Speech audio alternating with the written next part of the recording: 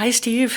Hi, Storey. I'm so glad we're doing this. Thank you. This is great. As you know, I've been the volunteer coordinator at the Mount for quite some time. I think it's about 23 years. And you know that I'm leaving shortly. It really is important to me that I share some of my memories of what it was like during COVID. What was it like when it first dawned on you that COVID was happening and it began to manifest, and then what the initial reactions were? I was not paying attention to the news very much. I think it was very early in March because it was the day of my stepsister's birthday. I had an incredibly social day. It was a Sunday. Had my hair cut, met my stepsister and my cousin for breakfast at a place she wanted to go, which is Arthur's in West Seattle, packed with people. Then I went to visit a friend of mine in an inpatient mental health facility, which was packed with people. And then I went to Sephora, which was packed with people. My stepsister said that her adult children did not want her to come out. And I was like, really? The next day she sent me an article about what was happening in Italy. My blood went cold, like, oh boy, this is what could be coming. And that's when I knew. And I had actually been scheduled to go with my longtime beau and his two adult daughters to Washington, D.C. It was going to be my first 3-week vacation in a very long time. And we had planned this. It was mid-March. Shortly thereafter that, we knew we were going to have to cancel the D.C. trip. And then the last meal I had with other people at a restaurant was West Seattle Fish Company, when it was with Paul and his two daughters. And we were like, we're not even going to go to the coast. And then, boom, everything seemed to shut down. And I remember being told that we had to wear our ID badges when we drove into work because we could be pulled over by the cops if we weren't an essential worker. And I remember driving out onto 35th and barely having to look to see if any cars were coming because it was a ghost town. What was happening at the Mount was there was definitely a deer in headlights period. There was so much unknown. All the volunteers were told not to come. And then we knew we were going to have some volunteers. Another thing I remember, we had a screening desk set up fairly early, and there was a family member of a resident. It was very painful for family members. Suddenly they couldn't visit. And there was a family member who was a teacher. She was furloughed, and she said, well, I'll come in and help with the screening desk. And I remember at some point a certain amount of cynicism. Is she coming in because she wants to see her? There were all these concerns about families trying to sneak in, but she wanted to wear a shield.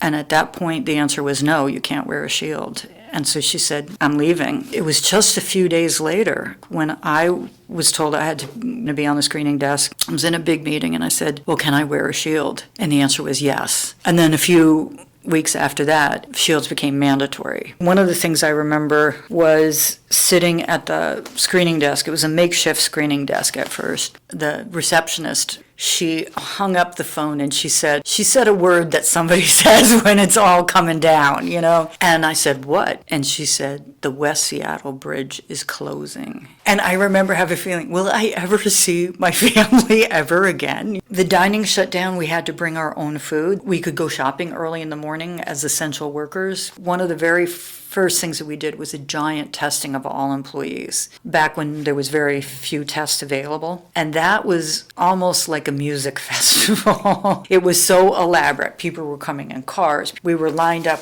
We had to wait. Finally, it's my turn. Oh, the people who are doing the tests are not Mount employees for the most part. They dress like they're on the moon. You couldn't tell who was who. But they're playing music. So when it's my turn, the song, and Venus, and Venus was her name. Dun, dun, dun. So the nurse in the moon suit, and I started dancing. I walked over like this, and she met me like this. And we went behind a partition, and she pulled her mask down, and she said, it's me. And it was my mom's hospice nurse. Oh. That was a human spirit moment. A few times when I was waiting in line, I thought, it's amazing how human beings adapt. Somebody figured this out, and it's pretty functional. When we got tests, there was a long wait, but when we got routine tests at the Mount, there was more of a sense of control. And then when the vaccines came, that was amazing. When I got the email, you can sign up for testing, I was so scared I could barely get my time scheduled. I knew I was going to take the vaccine. I'd done some research, and I was like, yeah, I'm down for this. I have no hesitation. I walked into the cafe. The administrator was on one side, one of the clinical leaders was on the other. And I just looked, and there were nurses from a pharmacy who were giving the shots, and I burst into tears. And these two women, who I think are more thinkers than feelers, just looked at me like, what? And somebody who was standing behind me went out of her way to just put her hand on my shoulders. The really cool thing that happened was I had the vaccine, and then we had to wait 15 minutes. The new young director of spiritual care had, again, music, and she kind of sashayed over to me, and so I kind of sashayed over to her, and we started dancing. And then there was a circle of women from different countries who were dancing together.